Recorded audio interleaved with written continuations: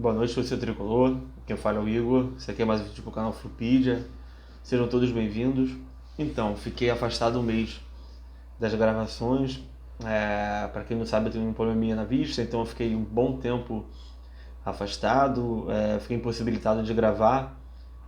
Com muita tristeza, porque eu já vinha com uma sequência de vídeos gravados e era uma promessa de voltar a gravar, né? E eu fiquei impossibilitado, fiquei bastante chateado, mas não mudei.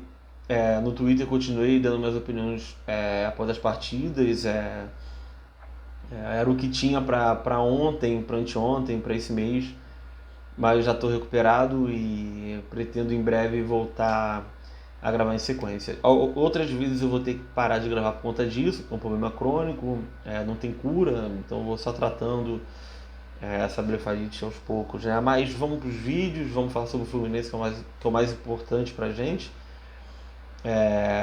E passaram-se 7 rodadas desde o último vídeo que eu gravei, né? O Fluminense venceu 2 jogos, empatou 3 partidas e perdeu 2.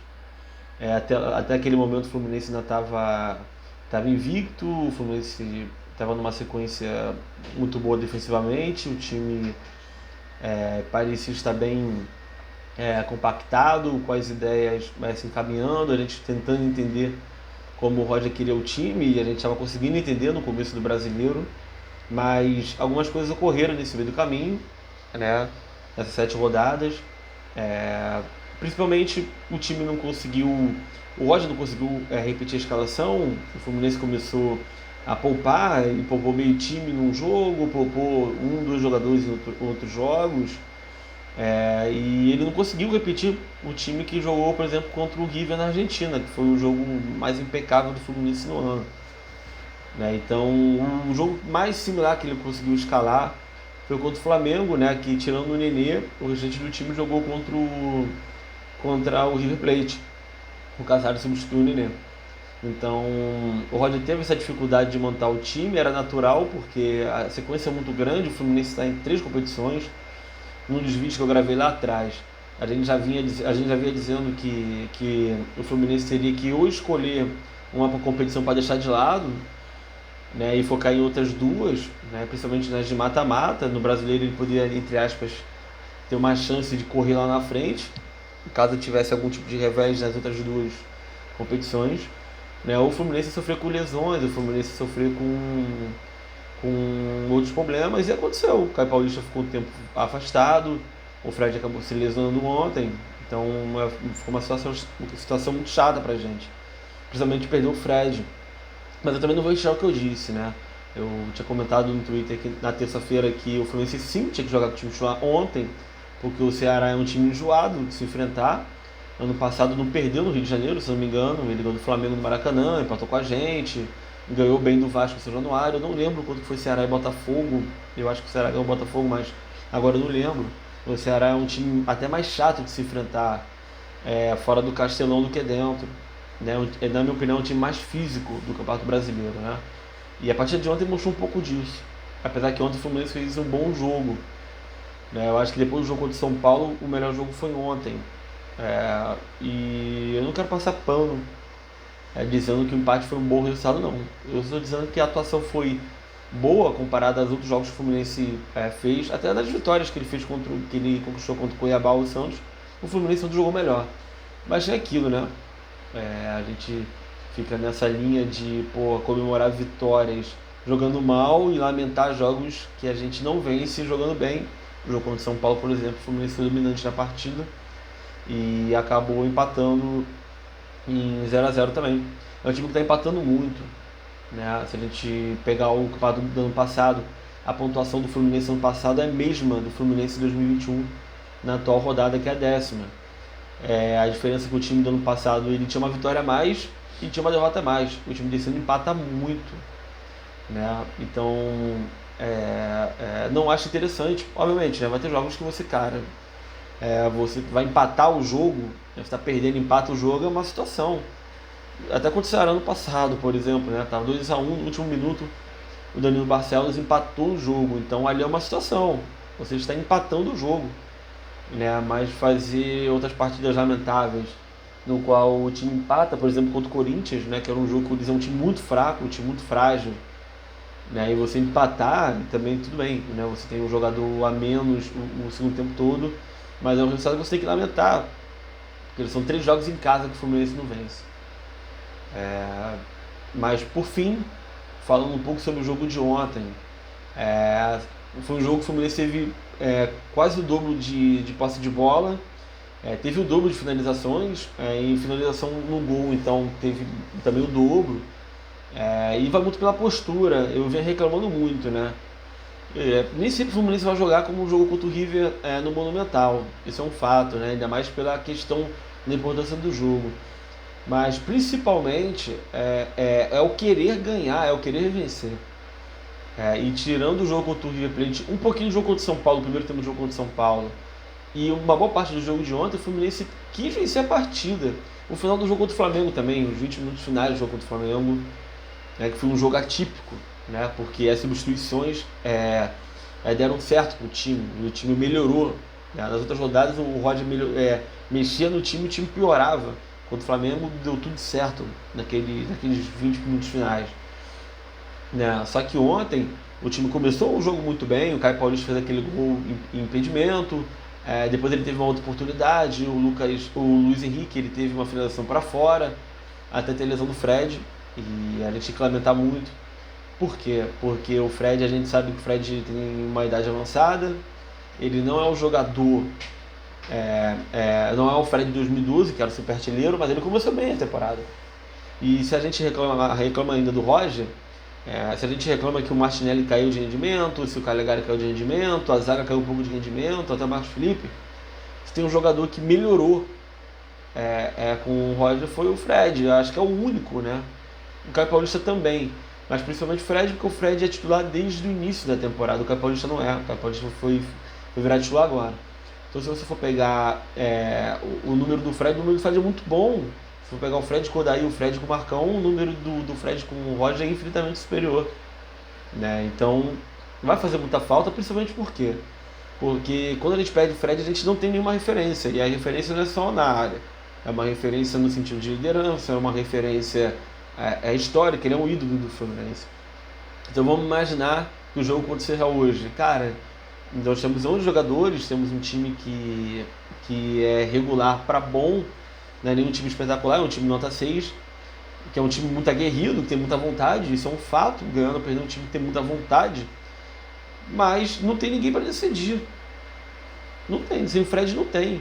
O Nenê sozinho não é um cara que decide o tempo inteiro. O Nenê vai jogar um jogo bem, ele pode decidir uma partida, mas nesse 1 mês, 2 meses que o Fred pode ficar de fora, por aí, a gente não vai ter um jogador para decidir, para falar, pô, o Fred, em algum momento, o Fred vai decidir essa partida. A gente não tem isso, então é um momento que é super delicado pra gente da temporada. Que talvez ele possa voltar contra o Criciúma, mas acho super difícil, né? Porque daqui a 15 dias, 20 dias, eu acredito que o Fred não vai poder jogar.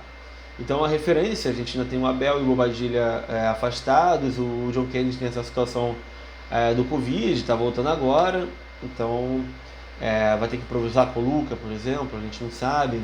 Enfim, né? Eu não acredito que o João Neto vai ser aproveitado como titular, porque ele não vem jogando, e muito menos num jogo de mata-mata de Libertadores. Eu acredito que o Roger não vai fazer isso, né? Então eu acredito que o Luca vai jogar. E o time vinha jogando bem. Depois que o Fred saiu ontem, o time deu uma caída.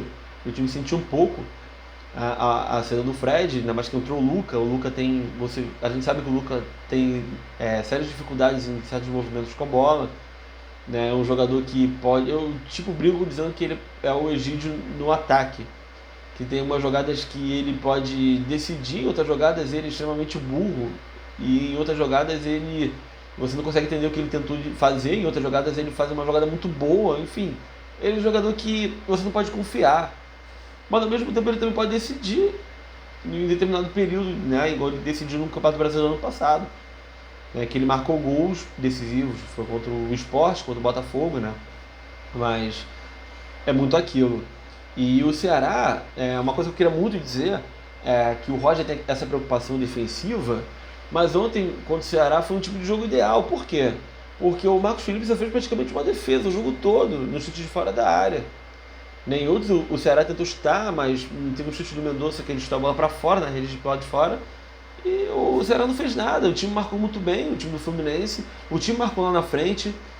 O Ceará jogou muitas bolas para fora, porque o jogador do Fluminense vinha em alta velocidade para poder desarmar. Então eu acho que é um tipo de jogo ideal para mostrar pro Roger que, cara, você não precisa jogar com o time recuado para ter para não sofrer gol. O Fluminense não sofreu gol ontem, né? E você pode ter uma velocidade a mais para contra-atacar, porque você pode roubar a bola ali no meio de campo, ou você pode pressionar o goleiro ali na saída de bola, os zagueiros, né? Porque o Ceará não tem uma zaga tecnicamente boa, diferentemente do meio de campo, que é um time muito forte, técnico, e um ataque também que é um ataque muito forte.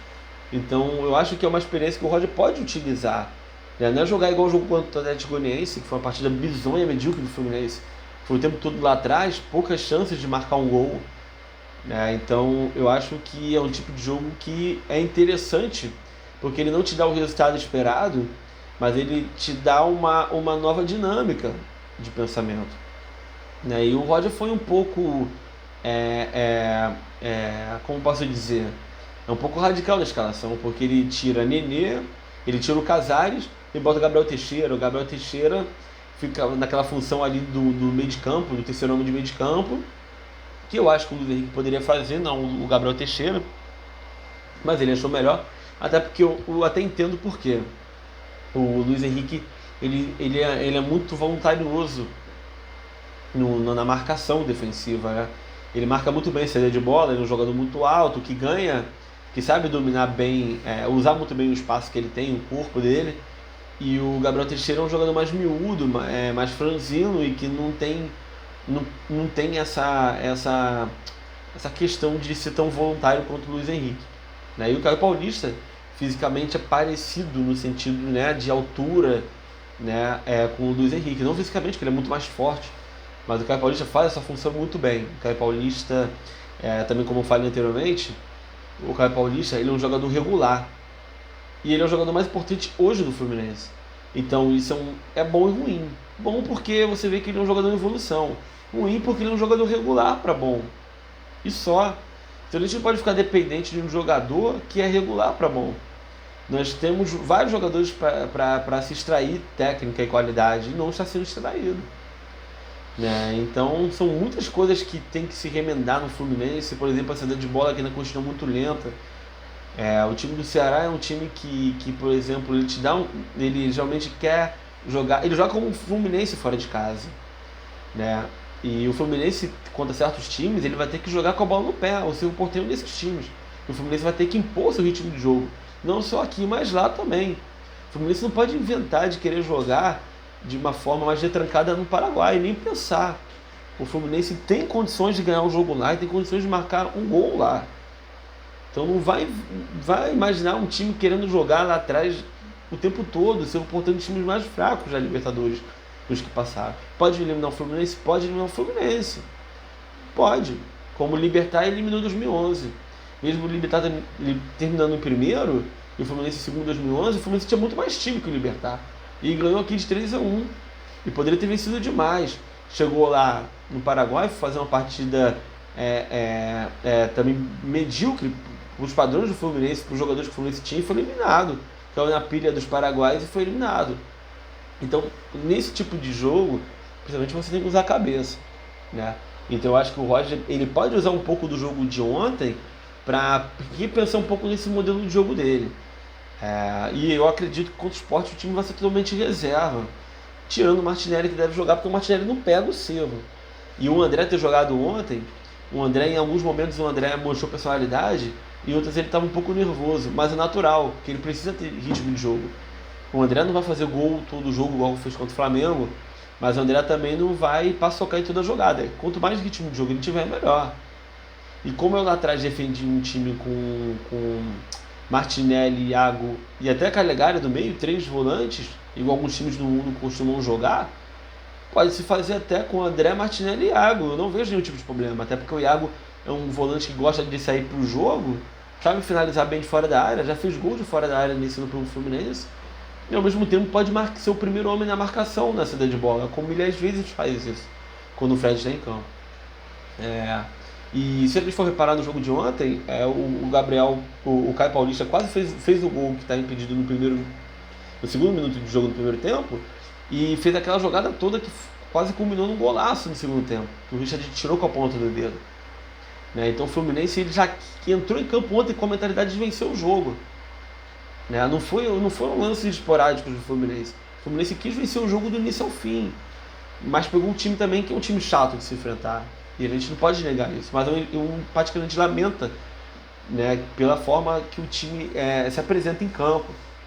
Em seguida teve a cabeçada do Luca, que o goleiro tirou em cima da linha. Eu no início achei que foi gol, mas a gente também não tem uma câmera conclusiva dizendo, cara, foi gol. A gente não tem essa câmera mostrando que foi gol, mas o Luca teve essa oportunidade, ele depois teve uma outra oportunidade de cabeça, que o time até reclamou no lance de mão. Teve uma outra oportunidade também do Gabriel Teixeira com uma cabeçada também. O Nenê de falta no fim do jogo quase fez o gol. Mas é aquilo, o time veio numa postura diferente do que veio jogando. E isso também veio muito com o Caio Paulista, sim. O Caio Paulista voltou contra o Flamengo e mesmo ele estando não 100%, ele deu muito trabalho pro Felipe Luiz, deu muito trabalho pro time do Flamengo e ontem deu muito trabalho pro time do Ceará. É um cara que está na crista da onda, como a gente pode dizer. Antigamente, ele está naquele momento muito bom e muito confiante, e ele tem que aproveitar esse momento. O momento, se ele quiser, ele não acaba. Se ele continuar inspirado do jeito que ele está, não acaba. Ele pode só evoluir se ele quiser. E isso vai muito da cabeça dele. A gente sabe que a psicóloga do Fluminense trabalha muito com o Caio Paulista. O Caio Paulista ele dedica isso para a psicóloga do Fluminense, deixa explícito isso. Eu acho isso muito bom. Eu falo isso como um recém-formado em psicologia, e isso tem muito a ver, sim. E ele é um jogador que mereceu as oportunidades que ele recebeu, ele aproveitou, como o André vem aproveitando, e outros jogadores aproveitaram, como o Martinelli, por exemplo. O próprio Samuel Xavier, na Argentina, aproveitou e veio jogando, e equilibrou muito o time junto com o Caio Paulista. Então, do jogo ficou muito isso, ficou muito claro. O bom nessa história, em comparação com as 10 rodadas do Brasileiro do ano passado, é que o time em 5 rodadas não sofreu gol. Em 10 rodadas, em metade dos jogos a gente não sofreu gols. O número é muito bom. O número é excelente. Eu fiz até um comparativo no Twitter, não tenho os números de cabeça. Eu vou tentar procurar, mas eu não lembro agora. Mas o Fluminense, se o Marcos Felipe mantiver esse momento dele de não sofrer gols, ele pode até ter a melhor marca do Fluminense nos pontos corridos, de partida sem sofrer gols, em 38 com 20 times, com 38 rodadas. Então o momento é muito bom. O Marcos Felipe voltou a fazer bons jogos, no Fla-Flu ele foi muito bem, isso também é muito legal, muito importante, porque o time veio num momento muito ruim de empates e veio com a derrota no Atlético Paranaense. Era um momento que o Fluminense precisava ter já um padrão definido para o jogo contra o Cerro, e o Fluminense não teve.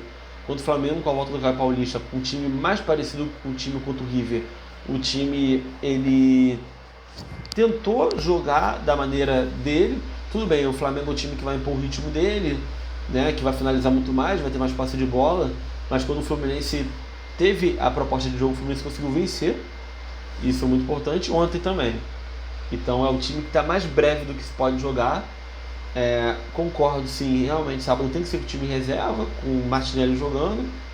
Eu acredito até que ele deveria colocar o Luca também como titular para dar mais ritmo de jogo para o Luca, porque o Luca provavelmente vai ser o titular no Paraguai. Não vai desgastar o Luca, porque o Luca não vem jogando, então ele só precisa de mais ritmo de jogo, como também acho que o Muriel precisa de ritmo de jogo, porque é aquilo, o Marcos Felipe não vinha nos últimos jogos bem, nas últimas 2 rodadas ele veio com partidas mais seguras, mas é aquilo, já vi até gente comentando, se o jogo contra o Cerro for para os pênaltis, tem que colocar o Muriel e não o Marcos Felipe, porque ele não pega pênalti. A gente não sabe, já vimos em Copas do Mundo o Silensen sendo barrado para o Krul entrar na Holanda, porque é um goleiro que sabe defender pênalti. Tivemos numa Copa da Inglaterra o Kepa sendo substituído pelo Cavadinho porque não é um pegador de pênalti. Isso acontece. né? Mas outros jogadores merecem oportunidade, merecem mais espaço, mais tempo de jogo. Né? Ontem o Roger foi usado, como eu falei, no jogo Nenê, no jogo Ganso e no jogo Casares de início. Se for juntar, dá R$ 1 milhão aí em, em salário.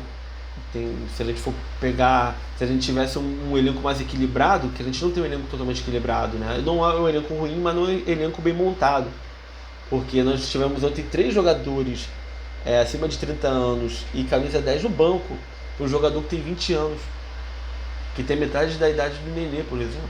E que ganha, sei lá, não sei nem quanto que o Gabriel Teixeira ganha, 40 mil, 30 mil. Deve ganhar por aí, né? Bem menos que os outros jogadores.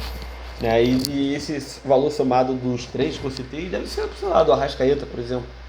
Né? De um jogador com nível de camisa 10, né? De um time que queira brigar por títulos. Né? Não dizendo que o Fluminense teria um cacife para contratar o Arrascaeta, né? Mas isso tem um pouco de lógica no que eu estou falando. É torcer para conseguir um resultado bom no Recife, porque o Sport está na zona, o Fluminense tem um banco que tem jogadores que são interessantes e que até mais jovem, até mais leve do que o time titular. Isso pode dar liga, são jogadores que querem buscar um espaço. Se a gente for pegar o jogo do ano passado contra o Sport, o Fluminense perdeu num erro bobo do Egídio, num pênalti, e foi o jogo que o Fluminense mais finalizou no Brasileiro do ano passado. E o Sport tem um time mais defensivo, também um time muito físico, tem muitos jogadores experientes, então o Fluminense com um time mais leve pode conseguir um bom resultado na Ilha do Retiro, nem que seja 1-0, né? Mas o Fluminense até que tem um retrospecto bom. Lembro de uma vitória em 2007, 2-0, lembro recentemente em 2018, né, que depois fez até um gol de letra. Não é um estádio que o Fluminense jogue sempre mal, o Fluminense faz boas apresentações, né, na Ilha do Retiro, e eu acho que o Fluminense pode fazer um bom jogo lá. O Sport vem num momento delicado, com salários atrasados também. O André até falou isso no pós-jogo de ontem, então tem uma pressão muito grande em cima do Sport. O Fluminense é um pouco mais leve. E pensar só no Cerro, porque é a nossa meta. Tudo bem, a gente tem o Criciúma na Copa do Brasil, mas é um adversário teoricamente mais fraco, merece respeito, mas é teoricamente mais fraco. Então o Fluminense no primeiro jogo pode colocar um time misto, um time com mais jogadores, 8 titulares e 3 reservas, mas a gente tem que, né, fazer um movimento de mesclagem e pegar a Libertadores como ponto, como meta principal, porque até a semifinal a gente tem uma tabela viável, muito viável. Isso também não quer dizer que o Flamengo vai estar na semifinal, o Flamengo tem um adversário difícil, que é o Defensa. Então as coisas não são assim, né? De que vai dar Flamengo, de que vai dar Fluminense na semifinal. Não é desse jeito, são só previsões. Essas previsões podem estar erradas, né? E a gente tem condições sim. Se a gente for montar um time que praticamente jogou contra o River, a gente pode ter um time que possa brigar sim no Paraguai. Então, contra o jogo de ontem, numa análise mais individual, Marcos Felipe teve pouco o que fazer e em jogadas aéreas ele teve muito bem.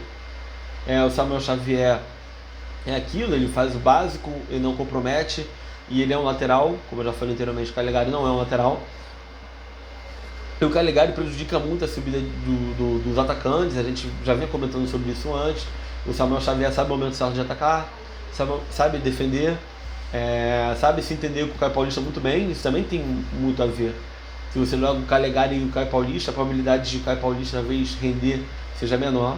Isso também tem um nexo, estou falando. O Nino fez uma partida também burocrática, não tinha muito o que fazer. Apesar que teve o Kleber como adversário, ele e o Lucas Claro, que é um adversário muito chato, que ele é muito alto, sabe usar o corpo, mas a dupla de zaga já foi mais soberana, né? E o Nino se recuperou daquele jogo, né, muito ruim contra o Atlético Paranaense e vai fazer muita falta contra o Silvio, mas o Samuel, quando substituiu, foi bem nos jogos contra o Bragantino. Eu acho que o Manuel pode ajudar muito, muito bem o Fluminense, né? E ele casou muito bem com o Lucas Claro, né? Então eu acho que isso também é um ponto positivo, porque o Manuel é bem mais experiente, já está acostumado a jogar esse tipo de jogo, né? Muito importante, com jogadores catimbeiros, né? O cara que está acostumado a jogar Sul-Americana e Libertadores. Então isso é bom pra gente. E o Lucas foi bem novamente ontem. O Egídio é aquilo.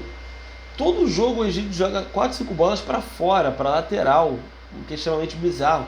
Ele tenta fazer uns passes que, em algumas vezes, né, aqueles passes que quebram a linha, que são bons, que ele consegue quebrar realmente a linha, né, que passa do meio de campo e chegando no atacante, mas outras jogadas que são passes bizonhos que ele dá para lateral, para o lado. Eu não consigo entender o que o Egídio tenta fazer, mas é um jogador que é infinitamente melhor que o Danilo Barcelos e você não precisa fazer muito para ser melhor que o Danilo Barcelos, né? O Martinelli, ele não jogou, ele jogou só o segundo tempo. Entrou o André, já falei do André, que ele precisa de ritmo, né? Mas ele não vem comprometendo. Ele é um jogador que tem a personalidade e ele vai em breve ser titular no Fluminense, não sei no lugar de quem, mas ele em breve vai ser titular. O Iago, em alguns momentos ontem, ele não conseguiu ajudar muito o time na parte ofensiva. No segundo tempo ele conseguiu bons passes de Trivela abrindo jogadas, mas eu acho que ele precisa se apresentar um pouco mais no ataque. E ele não vem se apresentando como ele fez no começo do ano, mas isso também tem um pouco a ver com a forma como o time joga, a gente sabe muito bem disso. Eu não gosto, eu acho que o Iago e o Martinelli devem jogar mais perto do gol como eles jogaram no passado, mas é isso. Eu acho que o Iago pode desenvolver um futebol muito melhor do que ele vem jogando nos últimos jogos, né? Mas é um cara que se doa muito, é um cara muito importante para o elenco, não é craque, mas é um cara muito importante no esquema tático do Roger. O Gabriel Teixeira é aquilo, né? Ele não aproveitou, eu não acho que ele aproveitou o jogo de ontem, ele teve até algumas boas oportunidades, mas eu estou sentindo ele muito cansado nesses últimos jogos. Ele também vem se doando muito, até mais que os outros, porque pela questão física, que ele não tem parecido com o Caio Paulista, muito menos com o Luiz Henrique, então ele vem sofrendo muito disso, né? Mas é um jogador também importante, o time também cresceu quando ele entrou contra o River e fez um gol contra o Cuiabá. É isso, né? O Gabriel Teixeira é um jogador que é importante e eu não sacaria ele do time ainda, apesar de Luiz Henrique ter voltado a jogar bem. Eu não sacaria ainda o Gabriel Teixeira, mas não sei o que o Roger vai fazer para a semana que vem. Se vai de Casares, se vai de Nenê, se vai de Gabriel Teixeira, ou se ele coloca o Gabriel Teixeira na ponta e coloca o Luiz Henrique no meio. Eu não sei o que o Roger vai fazer, não tenho nenhuma ideia do que ele vai fazer, mas é isso. O Caio Paulista hoje é o melhor jogador do Fluminense, já falei muito bem dele. Ele quase fez um gol de placa ontem, vem se esforçando. É um jogador que eu aprendi a admirar e respeitar pelo suar da camisa dele, por ser muito voluntarioso, por querer decidir. Ele é um jogador que vem decidindo os jogos, no sentido de ou faz o gol da vitória ou o gol do empate. Não é um jogador que faz gol em vão, e isso mostra muito a personalidade do Caio Paulista.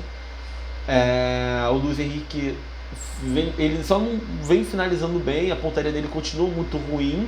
Ontem ele quase fez o gol, né, que foi aquele lance que o Caio Paulista fez o impedimento, o goleiro defendeu, mas ele vem chutando muito mal e ele precisa rever esse tipo de finalização. Eu lembro até antes daquele Botafogo Fluminense da Taça Gerson Didi, ele fez um belo gol de fora da área.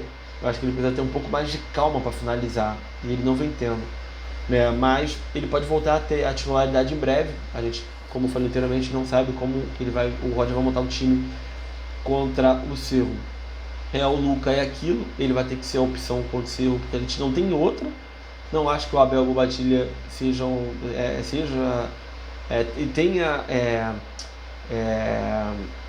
liberados para jogar. Eu acho difícil, porque mesmo que um dos dois seja liberado, eles não estão com ritmo de jogo, né? O Abel já tem quase 2 semanas que não joga, o Bobadilha é idem, então vai ficar muito por isso.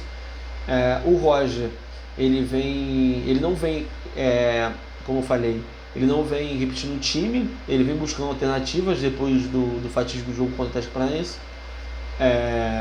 Ele foi mais, como posso dizer, tentou colocar um time mais com a cara que ele quer contra o Flamengo. Ontem ele já tentou mudar um pouco, ele teve que mudar, e a gente precisa muito entender o que ele vai fazer no jogo do Paraguai.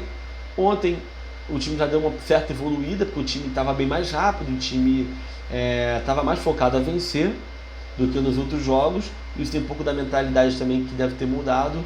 Mas eu torço muito de coração para que o time jogue dessa maneira que ele jogou contra o Ceará e não que ele tenha jogado contra o Santos, né? Por exemplo, foi uma partida muito ruim com o Atlético Goianiense. O Fluminense pode muito mais. A gente vem falando sobre isso. O Fluminense está jogando, sei lá, 30% do que ele pode jogar, 25%. Né? E eu não quero ter essa raiva do Roger como eu estava tendo, como eu pedi a demissão dele antes, que ele é um jogador muito importante para foi um jogador muito importante na história do clube. Ele é um técnico que estava até com uns bons números, mas precisa parar de ser teimoso, ele precisa abrir mais a mentalidade dele. Às vezes ele não é muito coerente na visão de pós-jogo dele, ele vê um jogo totalmente diferente da torcida. Mesmo a gente sabendo quem é o técnico é ele, quem está ali no dia a dia é ele, mas a gente sabe que ele ontem, por exemplo, demorou muito para mexer. Ele poderia ter mexido mais rápido. O Gabriel Teixeira estava esgotado no jogo, ele demorou muito para mexer. Então, assim, eu acho que o Roger pode fazer muito mais do que ele vem fazendo. Eu acho que ele ainda pode ter tempo para mudar e o time pode pegar um ritmo diferente com a cara dele. Pode sim, porque o Odair demorou. O Marcão também demorou alguns jogos, os primeiros jogos do Marcão foram bem ruins. E até o time pegar a cara demorou um bocado, mas o time acabou pegando uma liga. E o Roger vai ter que conviver com os desfalques, vai ter que conviver com o calendário, porque é normal, todos os times sofrem com calendário, todos os times sofrem com gramados ruins, sofrem com lesões, com convocações, e o Fluminense não é o único, né? Pegamos o Flamengo sem 4 titulares, em breve vamos pegar outros times com jogadores desfalcados, e isso não é só do Fluminense. Infelizmente, porque o calendário do futebol brasileiro é muito ruim, isso é um fato. É isso aí, provavelmente eu vou gravar um vídeo do jogo contra o Sport no domingo. Eu espero estar também muito bem para poder gravar o vídeo. Estava muito ansioso, tinha muitas coisas para falar. O vídeo de hoje ficou até um pouco longo demais, porque eu fiz uma análise também de um pouco dos outros jogos. Mas eu espero ser mais breve nas próximas gravações. E é isso aí. Torcer para o Fluminense evoluir, o Fluminense ser o Fluminense que a gente conhece, o Fluminense que garantiu a vaga com merecimento para a Libertadores, e não esse time que vem entristecendo a torcida, que vem jogando muito pouco do que deve jogar. É isso aí, gente. Saudações de colores. Até a próxima.